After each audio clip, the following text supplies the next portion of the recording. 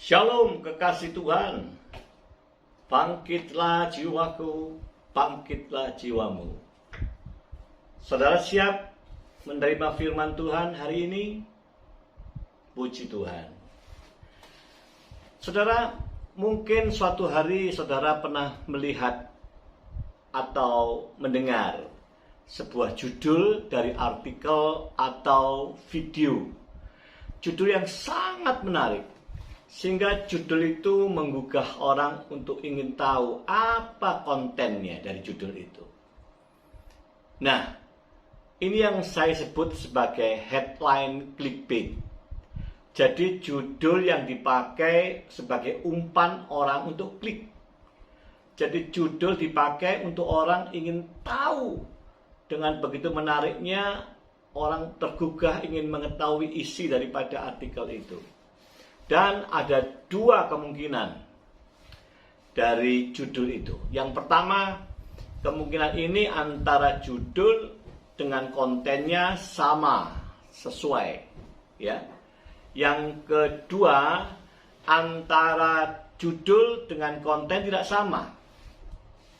Nah, di zaman ini, saudara akan sering melihat judulnya tidak sesuai dengan konten, sehingga orang menjadi kecewa, ya.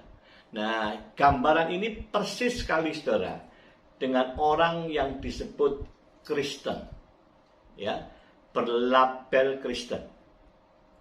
Mereka nampaknya aktif ke gereja, mereka aktif ibadah, mereka ikut beberapa aktivitas rohani, tetapi setelah melihat perilaku, tingkah pola, kelakuan orang ini, orang menjadi terkejut dan orang menjadi kecewa. Kenapa? Tidak menggambarkan sebagai orang Kristen. Kristen adalah gaya hidup Kristus. Kristen itu pengikut Kristus. Nah, pertanyaan pentingnya adalah, mengapa orang yang disebut sudah lahir baru ini, orang yang sudah disebut manusia baru, tapi kelakuannya seperti ini, saudara? Apa yang menyebabkan itu? Nah, mari kita lihat dua ayat yang pertama, ya. Dua ayat ini ayat kunci, saudara. Kita akan melihat 1 Korintus 6 ayat 11b. Saya bacakan buat saudara. Tetapi kamu telah memberi dirimu disucikan, kamu telah dikuduskan, kamu telah dibenarkan dalam nama Tuhan Yesus Kristus dan dalam roh Allah kita. Kita garis bawahi kata disucikan, dikuduskan, dan kata dibenarkan. Lalu satu ayat kita baca di dalam Roma 6 ayat 19b.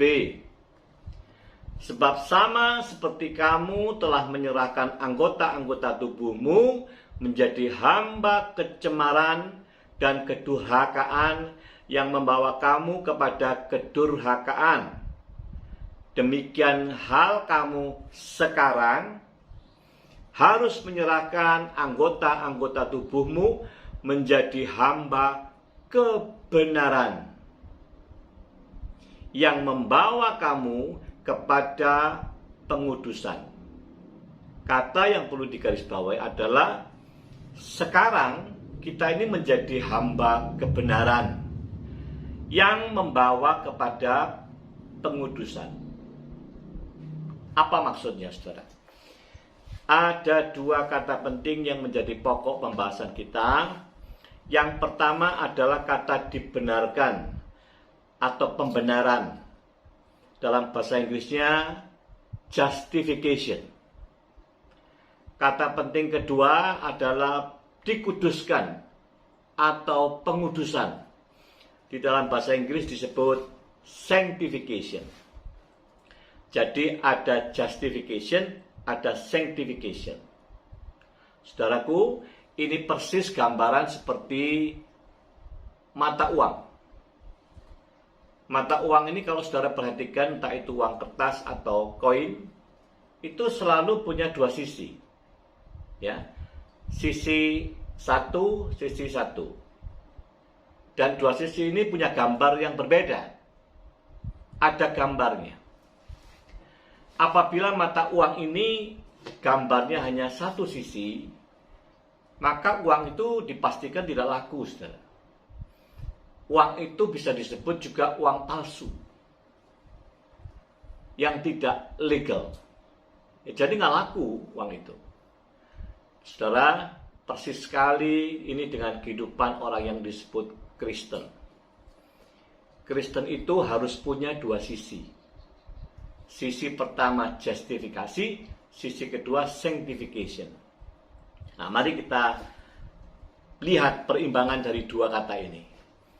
Sebelumnya kita saling mengingatkan bahwa Kristen itu artinya like Christ, seperti Kristus, bergaya hidup Kristus. Itu Kristen. Nah, dua bagian ini harus berimbang, saudara. Bagian yang pertama adalah sisi pembenaran, justification. Artinya apa? Manusia ini adalah manusia yang berdosa, yang seharusnya tidak layak, tapi menjadi layak. Kenapa? Karena dia dibenarkan, yang seharusnya tidak benar manusia itu. Inilah pengorbanan Kristus. Jadi saudara dan saya, manusia yang tidak benar ini dibenarkan oleh Kristus. Dengan bahasa lain, inilah yang disebut gift, anugerah. Artinya ini sisi pekerjaan Tuhan. Ya. Sepenuhnya memang pekerjaan Tuhan. Anugerah semata. Dan ini gratis, saudara. Ya, karena kau percaya Yesus, maka kau dibenarkan. Jelas ya? Jadi sisi yang pertama adalah anugerah. Lalu yang kedua, ini yang disebut sisi pengudusan atau sanctification atau disucikan. Nah, sisi yang kedua ini melibatkan peran serta saudara dan saya. Peran serta kita ini manusia. Peran serta manusia terlibat dengan pertolongan Roh Kudus untuk kita mengerjakan. Ya.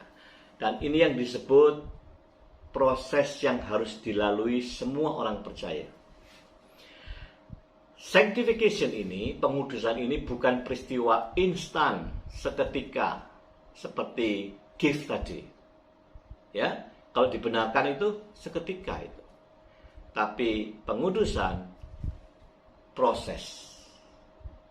Nah, justru di poin kedua inilah orang-orang Kristen ini bermasalah. Orang-orang percaya ini punya persoalan di sini. Masih sering ada pertanyaan, saudara. Pak, apakah kalau sudah percaya Yesus itu ya sudah, percaya sudah selamat pasti? Ini yang saya nyatakan mengacaukan, saudara. Ya. Hanya memandang dari satu sisi koin. Yang satu sisi diabaikan. Jadi hidup tidak berimbang. Kalau terus Kristen seperti ini, maka layaklah dia disebut Kristen yang tidak sah. Kristen yang gak laku. Di mata Tuhan gak laku. Oleh sebab itu kita harus cerdik, berhati-hati atas kebenaran ini. Matius 16 ayat 24 yang kita baca ini adalah praktek sanctification. Prakteknya pengudusan itu seperti apa? Markus 16 ayat 24, Yesus berkata kepada murid-muridnya, setiap orang yang mau mengikut aku, ia harus menyangkal dirinya, memikul salibnya, dan mengikut aku. Saudara, benar, inilah proses to be like Christ. Proses menjadi seperti Kristus sampai memiliki lifestyle-nya Kristus. Bukan perkara mudah. Kita ngomong baca ayat ini mudah, tapi dalam prakteknya bukan perkara mudah. Tapi percayalah, Roh Kudus menolong saudara dan saya untuk mengerjakan ini. ini bagian sanctification, bagian pengudusan, bagian disucikan. Ya, saudara masih ingat tadi ayat? Karena dibenarkan inilah akan membawa kita kepada pengudusan. Pembenaran yang membawa kepada pengudusan. Saudaraku, mari kita perhatikan kata pikul salib. Pikul salib, sangkal diri. Ya, ini dua perkara yang tidak enak bagi orang percaya. Menyangkal diri artinya saudara dan saya itu mengabaikan kepentingannya diri sendiri. Membebaskan diri dari belenggu duniawi, melepaskan diri dari belenggu kedagingan. Itu yang disebut sangkal diri. Tidak nyaman. Ya. Yang kedua, pikul salib. Artinya saudara dan saya bersedia untuk tetap bertahan atas apapun yang akan terjadi. Menderita, dirugikan, dikucilkan, diusir oleh karena mengikut Kristus. Sebab kebenaran, saudara menjadi menderita. Ya. Nah, ikut aku, maka Tuhan nyatakan, tetaplah engkau berpegang teguh padaku sepenuhnya, ikut teladannya Kristus dalam kehidupan ini. Bahkan bila perlu sampai menyerahkan nyawanya, sampai kematian, tetap setia. Inilah yang disebut tekanan penderitaan, bahkan sampai menyerahkan nyawa ini. Saudaraku, fakta, kenyataannya, memang banyak orang Kristen yang tidak mau masuk dalam proses. Hanya mau terima gift-nya, dibenarkan. Tapi satu sisi masuk dalam proses pengudusan, nggak mau. Sungguh, hidupnya menjadi hancur. Hidupnya menjadi rusak. Ya, satu sisi pemberian Tuhan, dia mau. Tapi satu sisi, ini harus kita kerjakan. Ini kewajiban bagian kita. Tapi dengan pertolongan Roh Kudus. Luar biasa. Dan kita nggak mau ngerjakan yang pengudusan ini. Oleh sebab itu kehidupannya menjadi belepotan, saudara. Tidak sedikit kita melihat orang Kristen yang sudah cukup lama setelah waktu, tapi kelakuan perubahannya, tindakannya nggak berubah. Tidak berubah. Sehingga membuat orang-orang di luar sana menjadi kecewa. Baik yang anak Tuhan sendiri ataupun orang yang di luar. Melihat kelakuan kita tidak ada teladan, mengecewakan. Saudaraku, orang yang melakukan dua sisi ini, dia menerima pembenaran dan mengerjakan pengudusannya, dia yang disebut itu Kristen yang sejati. Itu Kristen yang senantiasa hidup di dalam perlindungan Tuhan. Dia ada di dalam tangan Tuhan.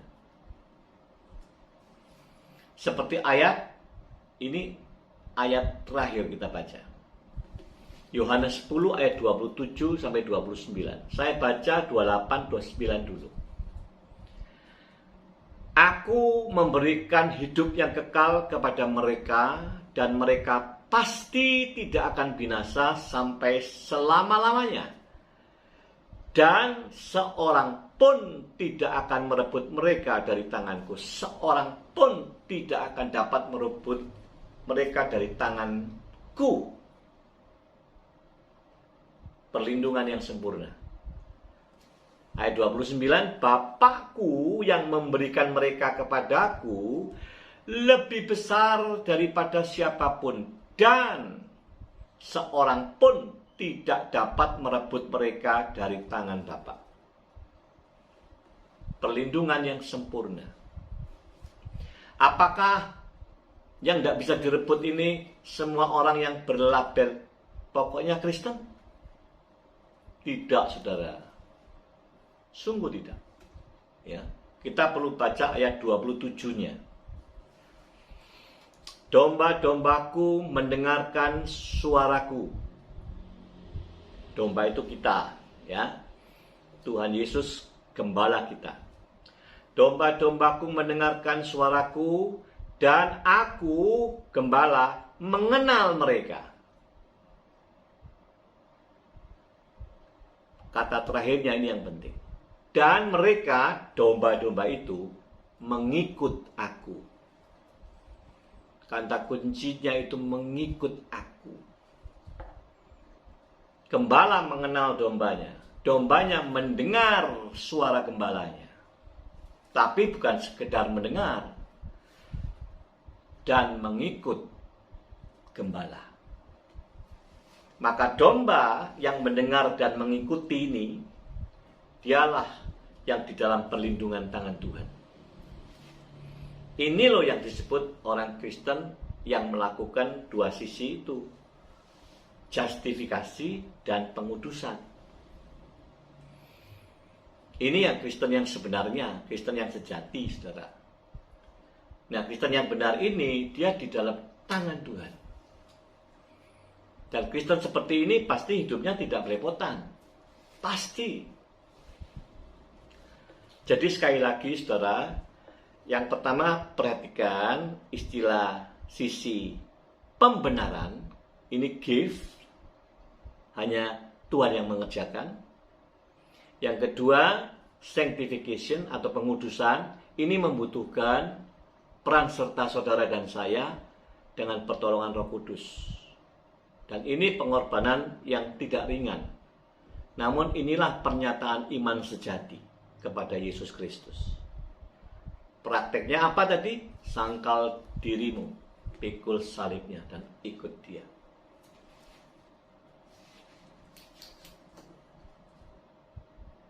Demikian kebenaran firman Tuhan buat kita semua.